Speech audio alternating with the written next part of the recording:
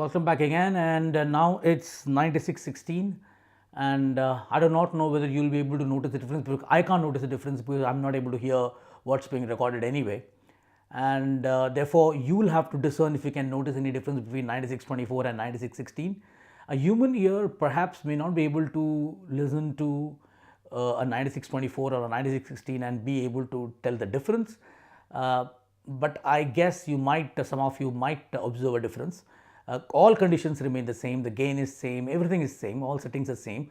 I only changed the bit rate and the kilohertz, that's the frequency of recording. So now I'm going to change it to the next setting, which is going to be 4824.